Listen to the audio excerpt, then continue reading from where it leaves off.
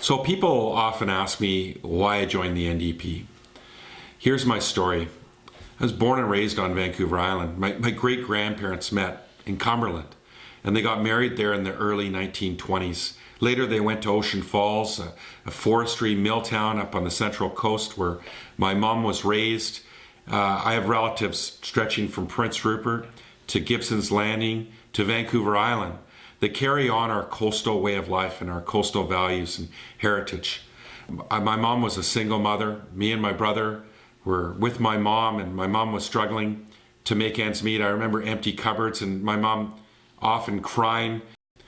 I was really lucky when my mom met my dad, who raised me. My dad came from a very difficult upbringing.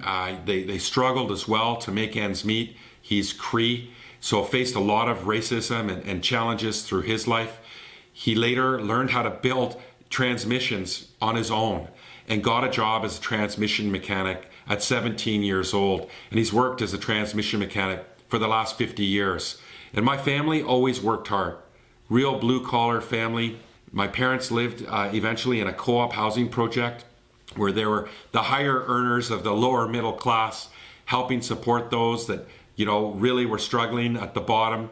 And that co-op worked. It was a federal government project that the government built in the 1980s that worked for people, gave them safe, secure, and affordable housing.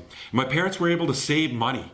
And my mom and dad, they bought their first house when my mom was 51 and my dad was 48 years old. This is the kind of projects that get people started. And it's those kinds of projects that helped a lot of people in the 1970s, 1980s.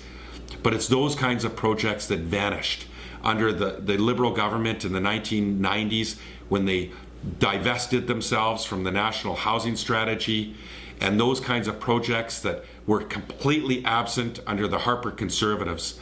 But it's those kinds of projects that the NDP has put as a priority so that we can look after people when they need a lift up. I think about our values to ensure that people have safe, secure, and affordable housing, that people aren't having to make a choice between rent and putting food on the table and buying medicine, or making sure they have adequate, affordable, safe childcare for their children so they can get back into the workforce and help support their families, just like my parents did when they lived in a co-op in the 1980s and 1990s.